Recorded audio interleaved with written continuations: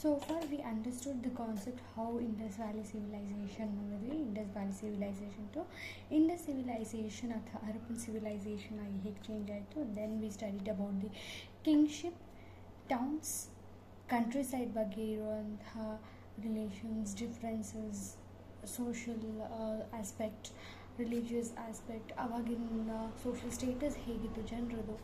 ಅಂದರೆ most of like previous ಚಾಪ್ಟರಲ್ಲಿ ನಾವೇನು ನೋಡಿದ್ವಿ ಅಂತ ಅಂದರೆ most of the cases were like ಜನಗಳ ಮಧ್ಯೆ ಹೇಗಿತ್ತು ಅಂತ ಅಂದ್ಬಿಟ್ಟು ನಾವು ಜನರಲ್ ವ್ಯೂ ಆಗಲಿ ನೋಡ್ತೀವಿ. ಅಂದರೆ ಜೆನ್ರಿಕ್ ಅಲ್ಲಿ ನಾವು ಫೀಮೇಲ್, ಮೇಲ್ ಈ ಥರ ಸ್ಪೆಸಿಫಿಕ್ ಆಗಿ ನಾವು ಅಧ್ಯಯನ ಮಾಡಿಲ್ಲ ಅಲ್ವಾ.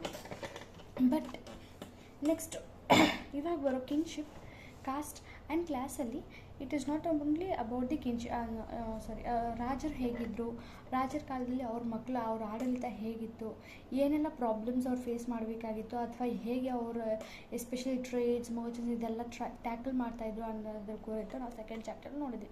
ಇವಾಗ ಥರ್ಡ್ ಚಾಪ್ಟರಲ್ಲಿ we are going to study about kinship, caste and class, especially exclusive to the period 600 BCE to the 600 CE. So ಏನಿದು ಕಿನ್ಶಿಪ್ ಅಂತ ಅಂದರೆ ಫ್ಯಾಮಿಲಿಯಿಂದ ಹಾಗೆ ನೆಕ್ಸ್ಟ್ ಎಂತ ಹೇಳೋದು ಹೈರಾರ್ಕಿ, ಒನ್ ಫ್ಯಾಮಿಲಿ, ಆ ಫ್ಯಾಮಿಲಿಯಿಂದ ಹೇಗೆಲ್ಲ, ಮತ್ತು ಫಾರ್ ಎಕ್ಸಾಂಪಲ್ ಅಪ್ಪಯಿಂದ ಮಗಯಿಂದ ಅವ್ರ ಮಗದಿಂದ ಈ ರೀತಿ ಹೇಗೆ ಅವ್ರ ಕುಲ ಅಥವಾ ಕುಲವಂಶ ಹಾಗೆ ಫ್ಲರಿಶ್ ಆಗ್ತಾ ಹೋಯಿತು ಅಥವಾ ಹಾಗೆ ದೊಡ್ಡದಾಗಿ ಆಗ್ತಾ ಹೋಯಿತು. And at the same time ಆಗಿನ ಟೈಮಲ್ಲಿ ಕಾಸ್ಟ್ ಆ್ಯಂಡ್ ಕ್ಲಾಸ್, ಓಕೆ, ಎಲ್ಲ ಕಾಸ್ಟ್ ಎಲ್ಲ ಕ್ಲಾಸ್ ಒಂದೇ ರೀತಿಯಾಗಿ ಅವ್ರು ನೋಡ್ತಿದ್ರು. ಯಾವ ಥರ ಕ್ಯಾಸ್ಟ್ ಉದ್ಭವನ ಆಯಿತು ಮತ್ತು ಯಾವ ಥರ ಕ್ಲಾಸಸ್ ಎಲ್ಲ ಡಿಫ್ರೆನ್ಷಿಯೇಟ್ ಮಾಡ್ತಾಯಿದ್ರು ಅನ್ನೋದನ್ನು we are going to study in the theme 3, the chapter called kingship, caste and class. In the previous chapter, we saw that there were several changes in the economic and political life.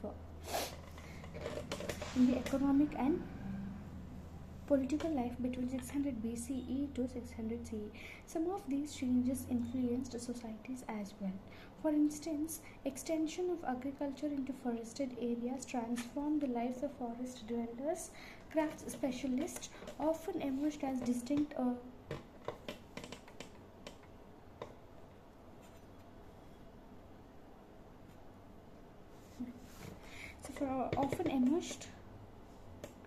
as distinct social groups.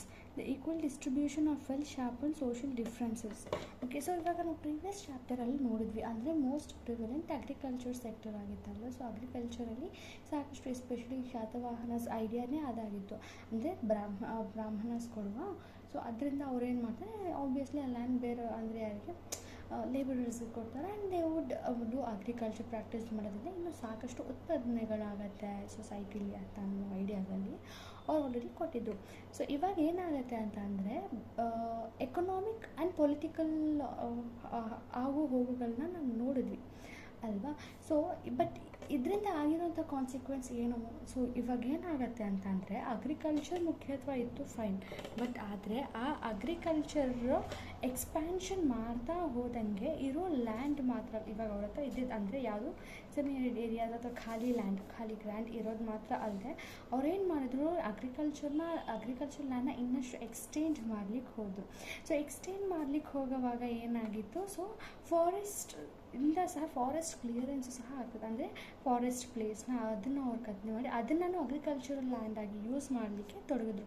ಈ ಥರ use ಮಾಡೋವಾಗ ಏನಾಗುತ್ತೆ, those who are living in the forest dwellers ಅವರು ಸಹ ಏನು ಮಾಡೋಕ್ಕೆ start ಆದರು, general ಸಾಮಾನ್ಯ ಜನಗಳ ಥರ ಅವರು ಸ್ವಲ್ಪ ಅದಕ್ಕೆ ಯೂಸ್ ಟು ಆಗ್ತಿದ್ರು. ಅಂದರೆ ಏನು, ಫಾರೆಸ್ಟ್ ಡ್ವೆಲ್ಲರ್ಸ್ ಅಥವಾ ಟ್ರೈಬ್ಸ್ ಆಗಿದ್ದವರು ಅವರು ಹಂಗೆ ಕಾಮನ್ ಜನರಲ್ ಪಬ್ಲಿಕ್ ಕ್ಯಾಟಗರಿಲಿ ಬರ್ತಾ ಹೋದರು. ಸೊ ಮೇನ್ ಏನು, ಅಗ್ರಿಕಲ್ಚರಲ್ ಎಕ್ಸ್ಪ್ಯಾನ್ಷನ್ ಆಗ್ತಾ ಇದ್ದಷ್ಟು you get to see forest ನಿಧಾನಕ್ಕೆ ಕ್ಲಿಯರ್ ಆಗ್ತಾ ಇದೆ. ಅಟ್ ಸೇಮ್ ಟೈಮ್ ಆ ಫಾರೆಸ್ಟ್ ಪೀಪಲ್ ಜನರಲ್ ಪೀಪಲ್ ಥರ ಅವರು ನಡ್ಕೊಳ್ಳೋಕೆ ಸ್ಟಾರ್ಟ್ ಮಾಡ್ತಾ ಇದ್ರು. ಓಕೆ, ಸೊ ಈ ರೀತಿ ಆಗ್ತಾ ಇದೆ. Okay, fine. ಸೊ ಈ ರೀತಿ ಆಗ್ತಾ ಇರೋವಾಗ ಏನಾಗುತ್ತೆ, ಸಡನ್ನಾಗಿ obviously everyone started seeing money. ಈ ದುಡ್ಡು ಎಲ್ಲರ ಹತ್ರನೂ ಸರ್ಕ್ಯುಲೇಷನ್ ಆಗ್ತಾ ಇದೆ. ಸೊ ವಿ ನೋ ದುಡ್ಡಿದ್ರೆ ದೊಡ್ಡಪ್ಪ ಅಂದರೆ ಏನು, ದುಡ್ಡಿರೋನು ಯಾವಾಗಲೂ ಆಬ್ವಿಯಸ್ಲಿ ಅವನು how do I tell you, ನಾನೇ ಗ್ರೇಟ್ ಅನ್ನೋದನ್ನು ತೋರಿಸ್ಕೊಳ್ಳೋದಕ್ಕೆ he'll be doing either of the things ಅಲ್ವಾ. ಸೊ ಹಾಗಾಗಿ ಏನಾಗುತ್ತೆ, ಸೊ ಯಾವಾಗ ಈ ದುಡ್ಡು ಎಲ್ಲರ ಹತ್ರನೂ ಸರ್ಕ್ಯುಲೇಟ್ ಆಗ್ಲಿಕ್ಕೆ ಸ್ಟಾರ್ಟ್ ಆಗುತ್ತೆ. There comes the social differences as well. So ಏನಾಯಿತು, ಅಗ್ರಿಕಲ್ಚರ್ ಇನ್ಕ್ರೀಸ್ ಆಯಿತು, ನಿಧಾನಕ್ಕೆ forest dwellers settled in the common ವಿಲೇಜಸಲ್ಲಿ ಒಂದು ಸೆಟ್ಲ್ ಆಗ್ತಿದ್ರು. So and circulation of money ನೋಡ್ತಾ ಇದ್ರೆ ಎಲ್ಲರಲ್ಲೂ ಈಕ್ವಲ್ ಆಗಿ, ಅಂದರೆ ದೆರ್ ಈಸ್ ಮನಿ ಸರ್ಕ್ಯುಲೇಟ್ ಆಗ್ತಾ ಇದೆ, ಅದಾಗ್ತಾ ಇದೆ ಅಂತ ಅಂದಮೇಲೆ ಆಬ್ವಿಯಸ್ಲಿ ಮನಿ ಹತ್ರ ಇರೋನು ಆಬ್ವಿಯಸ್ಲಿ ಅವನು ದೊಡ್ಡಪ್ಪ. So here due to money social differences ಇಲ್ಲಿಂದ ಚಿಕ್ಕದಾಗಿ ಹುಟ್ಟಲಿಕ್ಕೆ ಸ್ಟಾರ್ಟ್ ಆಯಿತು.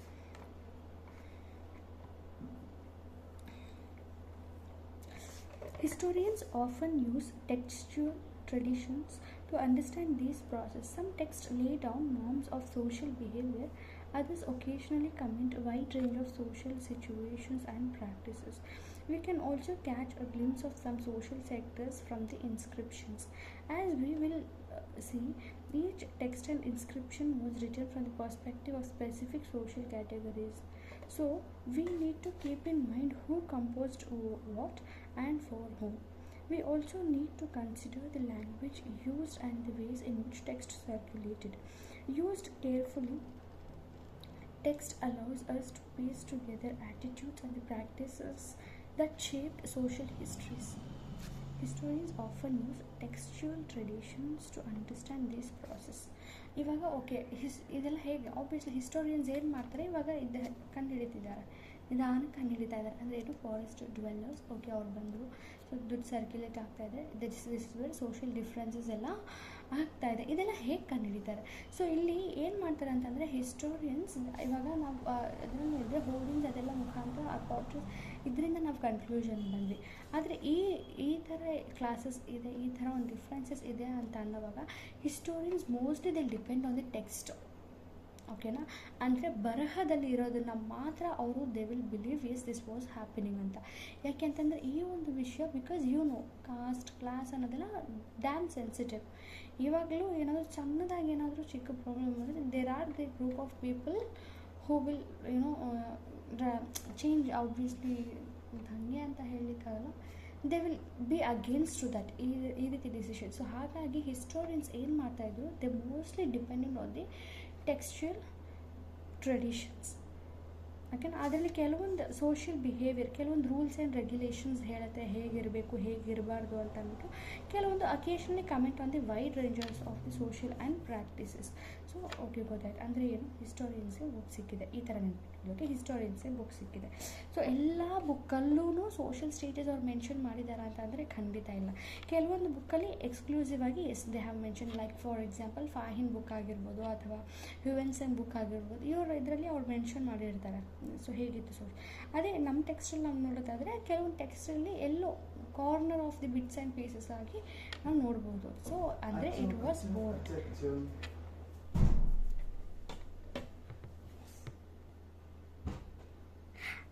ಸೊ ಅಂದರೆ ಯಾವ ರೀತಿ, ಸೊ ನಾವು ಕಂಪ್ಲೀಟಾಗಿ ಇದನ್ನೆಲ್ಲ ಓದಬೇಕು ಅಂತಂದರೆ we completely rely on the text. So traditional text ನೋಡ್ತೀವಿ. ಸೊ ಹಾಗಿದ್ರೆ ಟ್ರೆಡಿಷ್ನಲ್ ಟೆಕ್ಸ್ಟಲ್ಲಿ ನಾವು ಓದೋವಾಗ ಎರಡೂ ಸಿಚುವೇಶನ್ಸ್ ಕಾಣಬಹುದು. ಫಸ್ಟ್ ಸಿಚುವೇಶನ್ ಏನಪ್ಪ ಅಂತಂದರೆ obviously there are certain books that would have exclusively written about this. And ಇನ್ನೊಂದು ಕೆಲವೊಂದು ಟೆಕ್ಸ್ಟಲ್ಲಿ ಕಂಪ್ಲೀಟಾಗಿ ಮೆನ್ಷನ್ ಮಾಡಿ ಪ್ರಾಬಬ್ಲಿ ಈ ಥರ ನೋಡಿ, that would have been composed by the ministers ಅಥವಾ ರಾಜನ್ ಯಾರಾದರೂ ಪರ್ಸನಿಂದ. ಸೊ ಈ ರೀತಿ ನೆನಪಿಟ್ಕೊಳ್ಳಿ, okay. And we can also catch a glimpse of social actors from the inscriptions. As we will see, each text and inscription was written from the perspective of specific social categories, so we need to keep in mind who composed what and for whom. We also need to consider the language used and the ways in which the text circulated. Used carefully, text allows us to piece together attitudes and practices that shape the social histories. So ಏನು ಹೇಳ್ತಿದೆ ಅಂತಂದರೆ okay, so ಖಂಡಿತ ಇವಾಗ we have to depend on the textual. ನಮಗೆ textual tradition ಬಿಟ್ಟರೆ ಬರೀ ಯಾವುದೇ ರೀತಿಯಾದ ಸೋರ್ಸ್ ಇಲ್ಲ ಇವಾಗ ಇದನ್ನು ಕಂಡುಹಿಡಲಿಕ್ಕೆ, ಓಕೆ. ಸೊ ಕೆಲವೊಂದು ಟೆಕ್ಸ್ಟ್ ಕಂಪ್ಲೀಟ್ ಆಗಿ ಹೇಳಿರೋದೇ ಕಂಪ್ಲೀಟ್, ಕೆಲವೊಂದು ಟೆಕ್ಸ್ಟ್ ಎಲ್ಲೆಲ್ಲೋ ಬಿಟ್ಸ್ ಆ್ಯಂಡ್ ಪೀಸಸ್ ಆಗಿ ಮೆನ್ಷನ್ ಮಾಡಿರ್ತಾರೆ.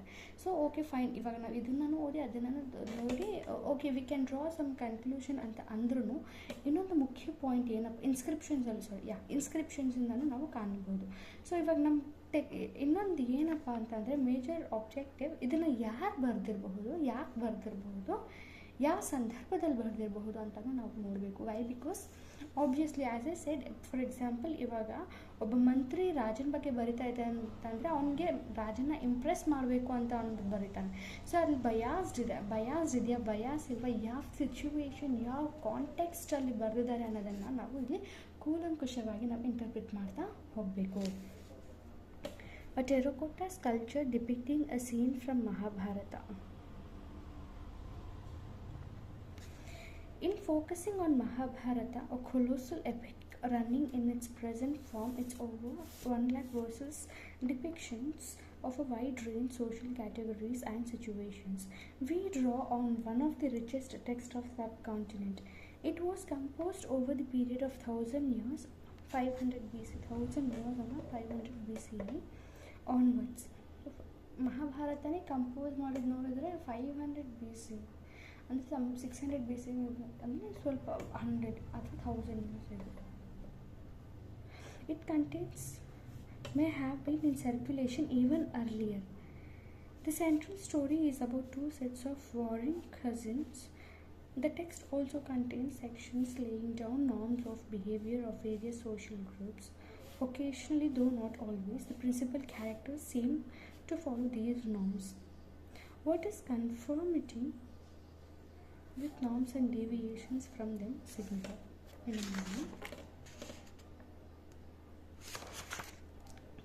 Mahabharata, epic running in its present form into over 1 lakh verses. ಮಹಾಭಾರತದಲ್ಲಿರೋ ವರ್ಸಸ್ 1 lakh, ಆಮೇಲೆ 1028 ಮಹಾಭಾರತದಲ್ಲಿ 1 lakh verses with depiction of wide range of social categories and situations. We draw one of the richest texts of the subcontinent. It was composed over a period about 1000 years, up to 500 BCE, and some of the stories it contained may have been circulation even in earlier. The central story is about the two sets of warring cousins. The text also contains sections laying down the norms of behaviors for the various social groups. Occasionally, though not always, the principal characters seem to follow these norms. What does the conformity norms and the deviation from them signify? So basically ಏನು ಹೇಳಕ್ಕೆ try ಮಾಡ್ತಾ ಇದ್ದಾರೆ ಅಂತಂದರೆ, ನಾವು ಈ social category social group ಕೇವಲ ancient ಅಂದರೆ 600 BCE to 600 CE ವರೆಗೂ ಓದ್ತಾ ಇದ್ದೀರಲ್ಲ, ಸೊ ಇದಕ್ಕೆ ಸೀಮಿತ ಆಗಿರುವಂಥದ್ದು ಅಲ್ಲ. ಸೊ ಮಹಾಭಾರತ ಅನ್ನೊಂದು ವರ್ಸಸ್ ನೀವು ನೋಡಿದ್ರೆ ಅದರಲ್ಲಿ ಎಷ್ಟು 1 lakh ವರ್ಸಸ್ ಇದೆ, which is composed during 500 BCE, ಅಂದರೆ ನಮ್ಮ ಪೀರಿಯಡಿಗೂ ಹಿಂದೆ. ಆ್ಯಂಡ್ ಅದರಲ್ಲಿ ಬರೋ ಸ್ಟೋರೀಸ್ ಆಗಲಿ ಡಿಪಿಕ್ಷನ್ ಕಾಸಸ್ ಎಲ್ಲ ಆಗಿದ್ರು ಸಹ ಅದನ್ನು ಸರ್ಕ್ಯುಲೇಟ್ ಮಾಡಿರೋದು ಸ್ಟೋರೀಸ್ ಎಲ್ಲನೂ ಸಹ ಅದಕ್ಕಿಂತನೂ ಹಿಂದಿಂದಿದೆ. Okay, so it is not about the 500, ಅದಕ್ಕಿಂತ ಹಿಂದಿನ ಇರೋ ಸ್ಟೋರೀಸ್ನು we will get to see here. So ಅಂದರೆ ಈ ಸೋಷಲ್ ನಾರ್ಮ್ಸ್ ಸೋಷಲ್ ಗ್ರೂಪ್ ಬರೀ 600 BCಯಿಂದ ಹುಟ್ಟಿರೋ ಕಾನ್ಸೆಪ್ಟ್ ಅಲ್ಲ. It was there even during ದೇವರುಗಳು ಭೂಮಿ ಮೇಲೆ ಇರೋವಾಗಿಂದನೂ ಈ ಸೋಷಲ್ ಗ್ರೂಪ್ ಕ್ಯಾಟಗರೀಸ್ನ ನೋಡ್ತಾ ಇದ್ದೀವಿ. ಸೊ ಹಾಗಿದ್ರೆ what is the social norms?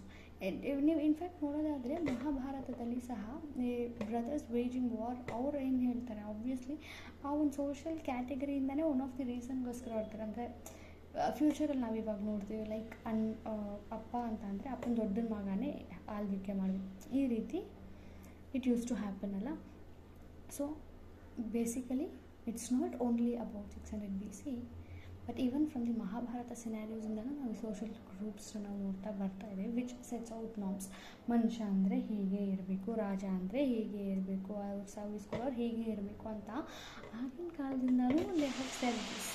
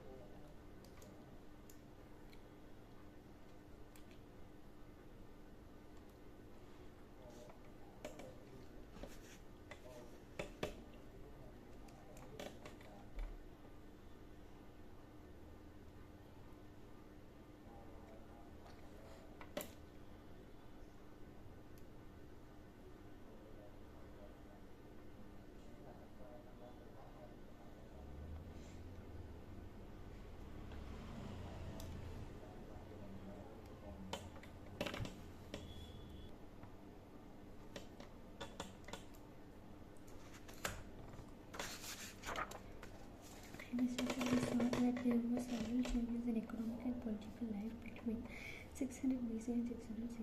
Some of these changes influenced societies as well. For instance, extension of agriculture into forested areas transformed the lives of forest dwellers, and craft craft specialists often emerged as distinct social groups. The unequal distribution of wealth sharpened the social differences. Historians often use textual traditions to understand these processes. Some texts may lay down the norms of social behavior, others describe and occasionally comment on a wide range of social situations and practices. We can also catch a glimpse of some social actors from the inscriptions. As we will see,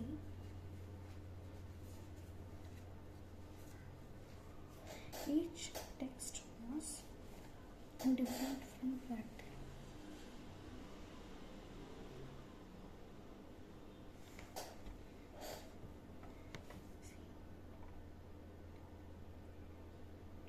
As we will see, each text and inscription was written from the perspective of specific social categories. So we need to keep in mind who composed what and for whom. We also need to understand the language used and the ways in which the text circulated. Used carefully, text allows us to piece together attitudes and the practices that shape the histories. In focusing on Mahabharata, the colossal epic running in its present form over 1 lakh verses with the depiction of wide range social categories and the situations, we draw one of the richest texts from the subcontinent.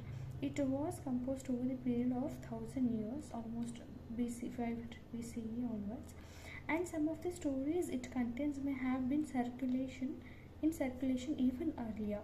The central story about two sets of warring cousins. The text also contains sections laying down norms of behavior for various social groups. Occasionally, the principal characters seem to follow these norms. What does conformity with the norms and the deviations signify?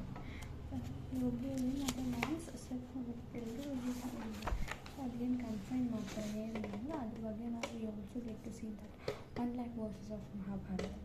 A section of page from critical edition. The section printed in large bold letters is part of the main text. The smaller print lists variation in different manuscripts which carefully cataloged.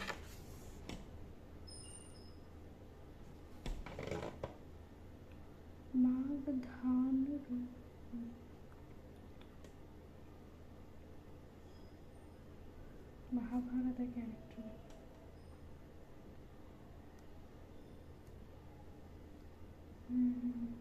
We'll see this later.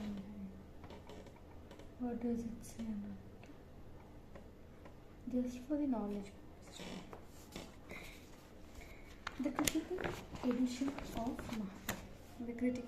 of Mahabharata. One of the most ambitious projects of scholarship began in scholarship only, not the scholarship that we think, right? Scholarship and history kurita scholars language text traditional text na odakodakuru. Under the leadership of noted Indian Sanskritist V.S. Suktanger. Ambitious projects in scholarship actually about beginning. It was during 1919 time. Okay, that's when they started. Okay, fine. Okay. Most ambitious project. What is this ambitious project? We'll see. One of the most ambitious projects of his scholarship began in 1919. Leadership of most notable Sanskritist Suktanger.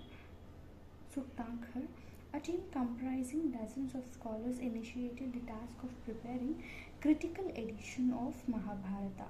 What exactly did this involve? Initially, it meant collecting the Sanskrit manuscripts over the text, written in variety of scripts from different parts of the country. The team worked out a method of comparing verses from each manuscripts. Ultimately, they selected the verses that appeared common to the most versions and published these in the several volumes running into over 13,000 pages. The project took 47 years to complete. Two things became apparent. There were several common elements in the Sanskrit version of the story, evident in manuscripts found all over the subcontinent from Kashmir and Nepal in the northern portion to Kerala and Tamil Nadu in the southern portion. Also evident were enormous regional variation in the way in which text had been transmitted over the centuries. These variations were documented in footnotes appendized to the main pages taken together. More than half of the 13,000 pages are devoted to this variation. So what is this critical edition of Mahabharata? 1919 early under the leadership of Tirthankar, 12 scholars ಒಂದು committee form ಮಾಡ್ತಾರೆ to read to ಏನೆಲ್ಲ Sanskrit related information ಇದೆ ಎಲ್ಲ collect ಮಾಡಿ ಎಲ್ಲ interpret ಮಾಡೋದು ಎಲ್ಲ ನಮಗೆ ಬೇಕು ಇನ್ಫಾರ್ಮೇಷನ್ ಅಂತ they will start researching on the Sanskrit scripts. Okay, ಸ್ಯಾನ್ಸ್ಕ್ರಿಟ್ನ ಮೇನಾಗಿ ಇಟ್ಕೊಂಡು ಅವ್ರು ಕಂಡುಹಿಡಿತಾರೆ. ಸೊ ಈ ರೀತಿ ಕಂಡುಹಿಡಿದು ಪ್ರಪಂಚದಲ್ಲಿ ಎಲ್ಲೆಲ್ಲ ಸ್ಯಾನ್ಸ್ಕ್ರಿಟ್ ಟೆಕ್ಸ್ಟ್ ಎಲ್ಲ ಇತ್ತೋ ಎಲ್ಲ ಸ್ಯಾನ್ಸ್ಕ್ರಿಟ್ ಟೆಕ್ಸ್ಟ್ಗಳನ್ನ ಅವರು ತಂದು ದೇ ಫಸ್ಟು ಕಂಪೈಲೇಷನ್ ಮಾಡಿದ್ರು. ಕಂಪೈಲೇಷನ್ ಮಾಡಿದ್ಮೇಲೆ ಏನು ಮಾಡಿದ್ರು, ಸ್ಯಾನ್ಸ್ಕ್ರಿಟ್ ಅವ್ರು ಓದ್ತಾರೆ ಯಾವೆಲ್ಲ ಎಷ್ಟು ವರ್ಸಸ್ ಆಬ್ವಿಯಸ್ ತುಂಬ ವರ್ಸಸ್ ಎಲ್ಲ ಕಂಪೈಲೇಷನ್ ಮಾಡಿ ಯಾವ್ಯಾವ ಕಡೆಯಿಂದ ಎಷ್ಟೆಷ್ಟು ವರ್ಸಸ್ ಸಿಮಿಲರ್ ಆಗಿದೆ ಅಂತ ಅಂದ್ಬಿಟ್ಟು ಕಂಡಿದ್ದಾರೆ. ಸೊ ದೀಸ್ ಸಿಮಿಲರ್ ವರ್ಸಸ್ ಮಾತ್ರ ಆಲ್ಮೋಸ್ಟ್ 13,000 ಪೇಜಸ್ ಆಗಿರುತ್ತೆ. ಸೊ ಇದರಲ್ಲಿ ಅವ್ರು ಏನು ಮಾಡ್ತಾರೆ, ಒಂದೊಂದೇ ಓದಿ ಇಂಟರ್ಪ್ರಿಟ್ ಮಾಡಿ ಎಡಿಷನಲ್ಲಿ ಅದರ ರಿಲೇಟೆಡ್ ವೇರಿಯೇಷನ್ಸ್ ಆಲ್ಮೋಸ್ಟ್ ಲೈಕ್ 50% ನಿಮ್ಗೆ ಟೆಕ್ಸ್ಟ್ ಇದ್ದರೆ 30% ಟೆಕ್ಸ್ಟ್ ಇದ್ದರೆ 70% ನಮಗೆ ಅದರ ಇಂಟರ್ಪ್ರಿಟೇಷನ್ ವೇರಿಯೇಷನ್ಸ್ ಈ ರೀತಿ ಮೆನ್ಷನ್ ಮಾಡಿದರು. ಓಕೆ, ಅಂದರೆ ಮಹಾಭಾರತನ ಬಗ್ಗೆ ನಾವು ಹುಡ್ಕೊಂಡು ಹೋಗಿಲ್ಲ, ಬಟ್ ಸ್ಯಾನ್ಸ್ಕ್ರಿಟ್ಗೋಸ್ಕರ ಹುಡ್ಕೊಂಡ್ರೆ that is when we got this. ಅದಾದಮೇಲೆ ಏನು ಮಾಡ್ತಾರೆ, ಓಕೆ ಸ್ಯಾನ್ಸ್ಕ್ರಿಟಲ್ಲಿ ಇವಾಗ you got the verses right. Next ಏನು ಮಾಡ್ತಾರೆ, we'll compare this actually. We'll compare this edition.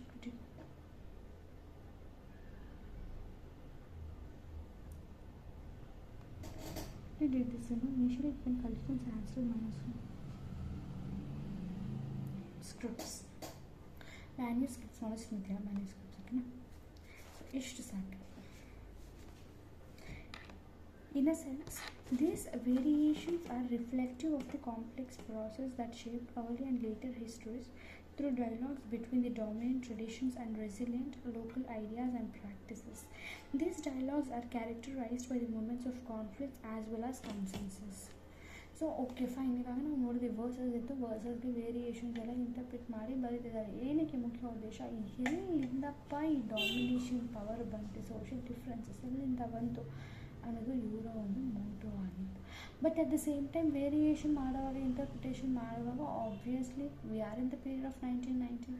So ಕ್ರಿಟಿಕ್ಸ್ಗೆ they was a platform. So ಹಾಗಾಗಿ ವೇರಿಯೇಷನ್ ಡೈಲಾಗ್ಸ್ ಕ್ರಿಟಿಸಿಸಮು ಇತ್ತು. So that's how it was going on. Our understanding of this process is derived primarily from the text written in Sanskrit by and for Brahmanas. Written in Sanskrit and for Brahmanas. When issues of social history were explored for the first time in the historians in the 19th and 20th century, they tend to take this text at face value, believing that everything that laid down in this text was actually practiced. Subsequently, scholars began studying other traditions from works in Pali, Prakrit and Tamil. These studies indicated that the ideas contained in normative Sanskrit text were on the whole recognized as authoritative. They were also questioned and occasionally even rejected. It is important to keep this in mind as we examine how historians reconstruct the social histories. Okay, so ಇವಾಗ ಈ concept ನಮಗೆ ಗೊತ್ತು. ಅಂದರೆ ಯಾರು Britishers ಕೆಲವೊಂದು ನಮ್ಮ ಬುಕ್ಸ್ನ ಓದಿ ಅದ್ರ ಪ್ರಕಾರನೇ ಅವರು ಅಥಾರಿಟೀಸ್ ಡಾಮಿನೇಟ್ ಆಗಿ ಇರ್ತಾರೆ ಅಂತಲ್ವಾ. ಸೊ ಈ ರೀತಿ ಇವಾಗ ಸ್ಯಾನ್ಸ್ಕ್ರಿಟ್ ಎಲ್ಲಿಂದ ಬಂತು, ಯಾವ ಥರ ಅವ್ರ ಮನಸ್ಕ್ರಿಪ್ಟ್ಸ್ನ ವರ್ಸಸ್ನ ಎಲ್ಲ ತೊಗೊಂಡೆಲ್ಲ ನೋಡಿ ರಿಸರ್ಚ್ ಎಲ್ಲ ಮಾಡ್ತಿದ್ದಾರೆ, ವೇರಿಯೇಷನ್ಸ್ ಕೊಟ್ಟಿದ್ದಾರೆ, ವರ್ಸಸ್ ಇಂಟರ್ಪ್ರಿಟೇಷನ್ ಮಾಡಿದ್ರೆ ಎಲ್ಲ ಫೈನ್. ಸೊ ಇವಾಗ ಅವ್ರೇನು ಮಾಡಿದ್ರು, ಈ ಒಂದು ಬೇಸಿಕ್ನ ಇಟ್ಕೊಂಡೆ ತಾನೇ ಇಂಡಿಯಾನ ಇಷ್ಟೆಲ್ಲ ಆಳ್ವಿಕೆ ಮಾಡ್ತಿದೆ, ಅಷ್ಟು ಕ್ರೂಢವಾಗಿ ಆಳ್ವಿಕೆ ಮಾಡ್ತಾ ಇದ್ದು. ಬಟ್ ಇನ್ನೂ ಹಿಂದೆ ಹೋಗಿ ನೋಡಿದರೆ ಆಲ್ ದಿಸ್ ಸ್ಯಾನ್ಸ್ಕ್ರಿಟ್ ಟೆಕ್ಸ್ಟ್ ಏನಿದೆ, it was composed by and composed for Brahmanas. ಅವರ ಸೊಸೈಟಿನ, ಅವರ ಕಮ್ಯುನಿಟಿನ ಸೇಫಾಗಿ ಇಟ್ಕೊಳ್ಳೋಕ್ಕೆ ಕಂಪೋಸ್ ಮಾಡಿದಂತಹ ಮ್ಯಾನ್ಯುಸ್ಕ್ರಿಪ್ಟ್ಸ್ ಇವಾಗಿತ್ತು. ಬಟ್ ಅಂದರೆ ನಾವೇನು ಮಾಡಿದ್ವಿ, over the period we did not know what actually happened, right? We are really bothered to know about it. ನಮಗೇನೋ ಅಷ್ಟೊಂದು ಐಡಿಯಾನೇ ಇರಲಿಲ್ಲ. ಇದು ಅಂದರೆ ಇಟ್ ಈಸ್ ಕಂಪೋಸ್ಡ್ ಬೈ ಮನುಷ್ಯ, ಆ ಮನುಷ್ಯನ ಕಮ್ಯುನಿಟಿಗೆ ಅವ್ರು ಸೇಫ್ ಆಗಿರಲಿ ಅಂತ ಅಂದ್ಬಿಟ್ಟು compose ಮಾಡಿರೋವಂಥದ್ದು.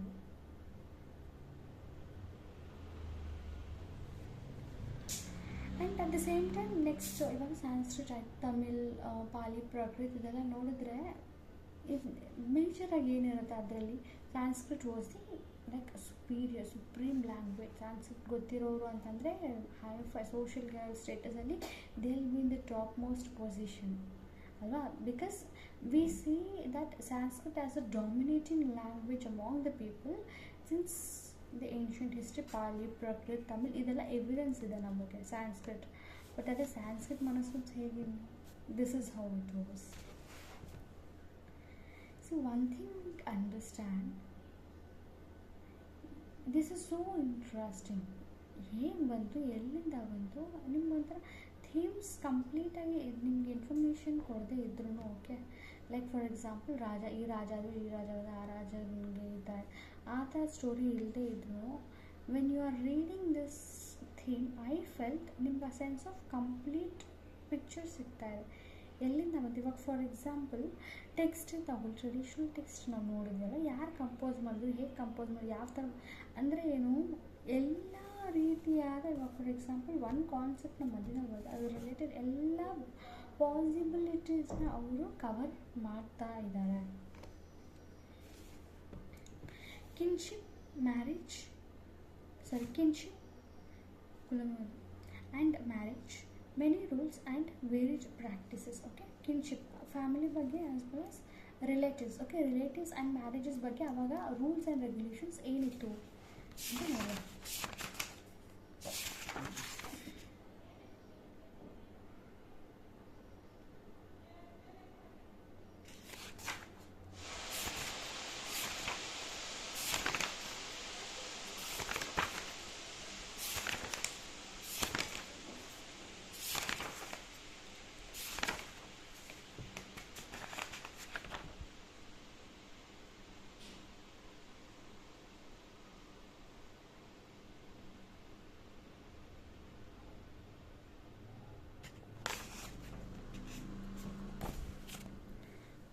The terms for family and kin.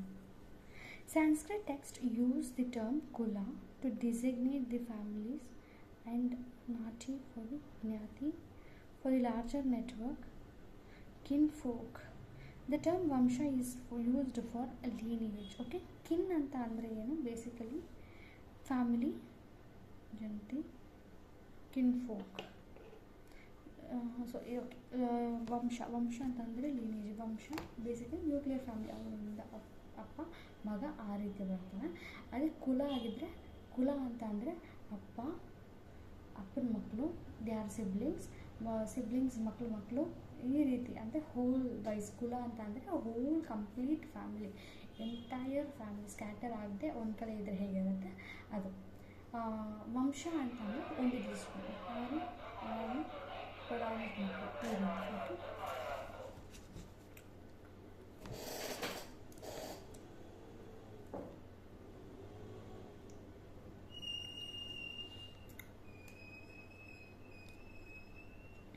about families.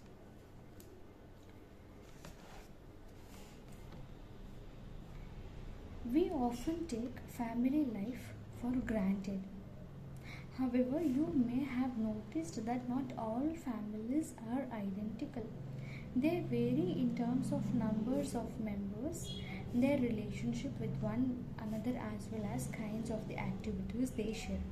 Often, people belonging to the same family share food and other resources and live, work, and perform rituals together. Families are usually parts of larger network of families are usually parts of larger networks of people defined as relatives, to use more technical term. Kinfolk kinfolk While familial ties are often regarded as natural and based on the blood, they are defined in many different ways. For example, some societies regard cousins as being blood relation, whereas others do not. Finding out families. So, ಹೇಗೆ family ಉತ್ಪಾದನೆ ಆಯಿತು? So ನಾವೇನು ಹೇಳ್ಬೋದು, families obviously ಫ್ಯಾಮಿಲೀಸ್ಗೆ ಆದಂಥ different terminologies ಹೇಳ್ತಾರೆ. Like families ಅಂತ ಅಂದರೆ blood relative ಆಗಿರ್ಬೋದು, ಕಸಿನ್ಸ್. ಇವಾಗ ಫಾರ್ ಎಕ್ಸಾಂಪಲ್ ಸಿಬ್ಲಿಂಗ್ಸ್ ಇದ್ದಾರೆ, ಓಕೆನಾ. ಸಿಬ್ಲಿಂಗ್ಸ್ ಕೆಲವೊಬ್ಬರು ಎಸ್ ದೇ ಆರ್ ಫ್ಯಾಮಿಲಿ ಅಂತ, ಬಟ್ ಅದು ಇಲ್ಲ ಸಿಬ್ಲಿಂಗ್ಸ್ ಓಕೆ ಫೈನ್, ಬಟ್ ಅದು ಅವ್ರಿಗೆ ಔಟ್ ಸಪ್ರೇಟ್ ಫ್ಯಾಮಿಲಿ ಇರುತ್ತೆ. ಸೊ ಈ ರೀತಿ ಹೇಗೆ ಫ್ಯಾಮಿಲೀಸ್ ಬಂತು, ಲಾರ್ಜರ್ ಸೆಕ್ಷನ್ ಆಫ್ ಪೀಪಲ್ ನಾವು ನೋಡ್ತೀವಿ, ಬಟ್ ಅದರಲ್ಲಿ ಫ್ಯಾಮಿಲಿ ಹೇಗೆ ಒಂಥರ ಫೋಕ್ ಯಾವ ರೀತಿ ಎಲ್ಲ ಬಂತು ಅನ್ನೋದು. For early societies, historians can retrieve information about elite families fairly easily. It is, however, far more difficult to reconstruct the familial relationship of the ordinary people. Historians also investigate and analyze the attitude towards the family and kinship. These are important because they provide an insights to people thinking. It is likely that some of these ideas would have shaped their actions, just as actions may have led to changes in the attitudes as well. Okay, fine. Family is playing an important role in the society. For sure, denial ಕಾನ್ಸೆಪ್ಟೇ ಇಲ್ಲ ಅಲ್ವಾ. So ಹಾಗಿದ್ರೆ ಈ family ಹೇಗೆ form ಆಗ್ತಾಯಿತ್ತು, ಫ್ಯಾಮಿಲಿಯಲ್ಲಿ ಎಷ್ಟೆಲ್ಲ ಜನರಿದ್ರು, ಅವ್ರ ಕಲ್ಚರ್ಸ್ ಏನು, ಸೋಷಿಯಲ್ ಲೈಫ್ ಸ್ಟೇಟಸ್ ಏನು ಅಂತ ಅನ್ನೋದನ್ನು ಇಲೀಟ್ ಕ್ಯಾಟಗರಿ ಪೀಪಲ್ ಈಸಿಯಾಗಿ ಓದಿ ನೋಡ್ಕೋಬೋದು. ಬಟ್ ಅದೇ ಆರ್ಡಿನರಿ ಸಾಮಾನ್ಯ ವ್ಯಕ್ತಿಗಳು, ನಮ್ಮ ಥರ ಸಾಮಾನ್ಯ ವ್ಯಕ್ತಿಗಳ ಜೀವನ ಹೇಗಿತ್ತು ಅಂತ ಅಂದ್ಬಿಟ್ಟು, ಅವ್ರ ಫ್ಯಾಮಿಲಿ ಹೇಗಿತ್ತು, ಕ್ರೈಟೀರಿಯಾ ಎಲ್ಲ ಏನಿತ್ತು ಅನ್ನೋದನ್ನು ನಮ್ಮ ಡೈರೆಕ್ಟಾಗಿ ಸೋರ್ಸ್ ಯಾವುದೇ ಇಲ್ಲ. But again indirect source it could inscription ಆಗಲಿ, ಅದು ಬೇರೆಯವ್ರು ಬರೆದಿರೋ ಬುಕ್ಸ್, ಈ ಥರ ಎಲ್ಲ ಇದರಿಂದ ನಾವು ತೊಗೋತೀವಿ. And more importantly, okay, ordinary people indirect source ಇದ್ದು ಸಹ ಓದಲಿಕ್ಕೆ ಅವ್ರ ಬಗ್ಗೆ ಹೇಗೆ, ಅವ್ರ ಫ್ಯಾಮಿಲೀಸ್ ಎಲ್ಲ ಹೇಗಿತ್ತು, ಹೇಗೆ ಸಕ್ಸೆಸಿವ್ ಜನರೇಷನ್ಸ್ ಎಲ್ಲ ಅಲ್ಲಿ ಹೇಗೆ ಪಾಲಿಸ್ತಿದ್ರು ಅಂತ ನೋಡೋದಾದ್ರೆ, ಪ್ರಾಬಬ್ಲಿ ಯಾರು ಗೊತ್ತು, this could be the reason for the changes in the social difference ಆಗಿರ್ಬೋದು, ಸೋಷಿಯಲ್ ಡಿಫ್ರೆನ್ಸಸ್ ಇನ್ ಅವ್ರ ಆ್ಯಟಿಟ್ಯೂಡಲ್ಲಿ ಚೇಂಜಸ್ ಆಗಿರಬಹುದು ಅಲ್ವಾ.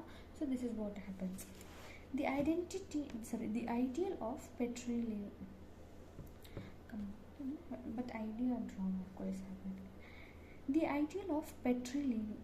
Can we identify bonds when kinship relations changed? At one level, Mahabharata is a story about this. It describes a feud over land and power between the groups of cousins, the Kauravas and the Pandavas, who belonged to the single ruling family.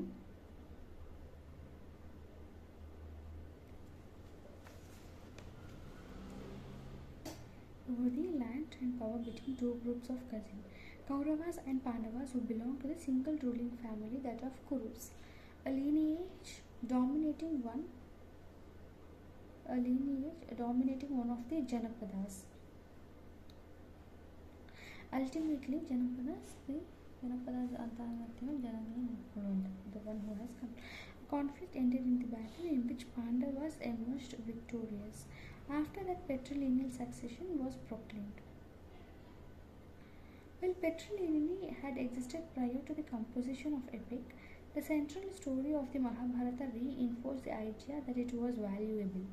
Under patrilineality, sons could claim the resources, including throne in the case of kings, of their fathers when the later died. So, ideal of patrilineality. Patrilineality means tracing descent from father to son, grandson, and so on. Matrilineal is a term descent traced to the mother. Okay, the ideal of patrilineal. Patrilineal ಗೊತ್ತಾಯ್ತಲ್ಲ, patriarchal ಬೇರೆ, matriarchal ಬೇರೆ, patrilineal ಬೇರೆ, matrilineal ಬೇರೆ. So patriarchal ಅಂತಂದ್ರೆ the one who is ruling, ಅಮ್ಮನ ಅಪ್ಪನ. Patrilineal means ಯಾರ ವಂಶ ಮುಂದುವರಿತಾ ಇದೆ, ಅಪ್ಪನ ವಂಶ ಆಗಿದ್ದರೆ ಪೆಟ್ರುಲಿನಿ, ಅಮ್ಮನ ವಂಶ ಆಗಿದ್ದರೆ ಮೆಟ್ರುಲಿನಿ. ಸೊ ಈ ಐಡಿಯಾ ಆಫ್ ಪೆಟ್ರುಲಿನಿ ನಾವು ಎಲ್ಲಿ ಕಾಣಬಹುದು ಅಂತಂದರೆ ಮಹಾಭಾರತ ಆ್ಯಂಡ್ ಅದರ ಹಿಂದಿನ ವರ್ಷನಿಂದನೂ ನಾವು ಕಾಣಬಹುದು. ಹೇಗೆ ಇವಾಗ ಕುರು ಅನ್ನೋದು ಒಂದು ಫ್ಯಾಮಿಲಿ, ಈ ಕುರು ವಂಶದಲ್ಲೇ ಬರೋರು ಪಾಂಡವಾಸ್ ಆ್ಯಂಡ್ ಕೌರವಾಸ್ ಅಲ್ವಾ. ಸೊ ಇವರು ಒಂದೇ ಕುರು ವಂಶದವರಾಗಿದ್ರು, ಒಂದೇ ಕುಲದವರಾಗಿದ್ರೂ ಸಹ ಅವ್ರಿಗೆ ಯಾರಲ್ಲಿ ಸಿಂಹಾಸನ ಬೇಕು ಅನ್ನೋದಕ್ಕೆ ಫೈಟ್ ಆಯಿತು. And this became the like base for the ದೊಡ್ಡ ಡ್ರಾಸ್ಟಿಕ್ ವಾರ್ಗೆ ಬೇಸ್ ಆಗಿತ್ತು. ಅಂದರೆ ಏನು, ಸೊ ಮಹಾಭಾರತದಿಂದಲೂ ನಾವು ಈ ಪೆಟ್ರುಲಿನಿ ಸೊಸೈಟಿ ಮಹಾಭಾರತದಿಂದ ಬಂತಾದ್ರೆ ಇಲ್ಲ, ಮಹಾಭಾರತದಲ್ಲಿ ಇದು ಆಲ್ರೆಡಿ ಇಟ್ ವಾಸ್ ದೇರ್, ಪೆಟ್ರುಲಿನಿ ಇರಬೇಕು. ಅಂದರೆ ಏನಾಗುತ್ತೆ, ಗ್ರ್ಯಾಂಡ್ ಫಾದರ್ ಆದಮೇಲೆ ಫಾದರ್ ಆದಮೇಲೆ ಸನ್, ಅಂದರೆ ಈ ರೀತಿ ತಂದೆ ಪೆಟ್ರುಲಿನಿಯಲಾಗಿ ಸೊಸೈಟಿ ಬರಬೇಕು ಅನ್ನೋದನ್ನು ನಾವು ಅವಾಗಿಂದಲೂ ನೋಡ್ತಿದ್ದೀವಿ. ಬೇಸಿಕಲಿ ಅಪ್ಪ ಏನಾದರೂ ತಿನ್ನೋದ್ರೆ ಸೊ ಇಟ್ ಈಸ್ ಅಗೇನ್ ಮಗನಿಗೆ ಮಾತ್ರ ಆಸ್ತಿ ಆಗಿದ್ರೆ, ಮಗನಿಗೆ ರಾಜ ಆಗಬೇಕು ಅನ್ನೋದು ಮಗನಿಗೆ. ಸೊ ದಿ ಫಸ್ಟ್ ಇಂಪಾರ್ಟೆನ್ಸ್ ಮಗನಿಗೆ, ಆ್ಯಂಡ್ ಅದರಲ್ಲೂ ಎಸ್ಪೆಷಲಿ ಫಸ್ಟ್ ಮಗನಿಗೆ ಅಂತಲೂ ಹೇಳ್ತಾರೆ. Most ruling dynasties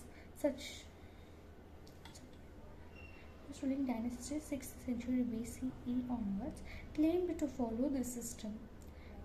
Although there were variations in the practice, sometimes there were no sons. In some situations, brothers succeed one another. Sometimes other kinsmen claim the throne, and in very exceptional circumstances, women such as Prabhavati Gupta exercised the power of land. She used to write in the literal inscriptions. Okay, so ಇವಾಗ ಹೇಳಿದಾರಪ್ಪ fine. ಅಂದರೆ ಏನು, ಪೆಟ್ರುಲಿನಿ society ಇತ್ತು, ಅದು ಮಹಾಭಾರತದ ಹಿಂದೆಯಿಂದಲೂ ಇತ್ತು. So ಅದು ಹಾಗೆ 6th century BCEಲೂ ಸಹ ಕಂಟಿನ್ಯೂ ಆಗ್ತಾ ಹೋಗ್ತಾ ಇತ್ತು. ಸೊ ಕಂಡೀಷನ್ ಏನು, ಸೊ ಇಟ್ ಈಸ್ ಲೈಕ್ ರಾಜ ಆಗಬೇಕು ಅಂತ ಅಂದರೆ ಫಸ್ಟ್ ಮಗನೇ ಇರಬೇಕು ಅಂತ.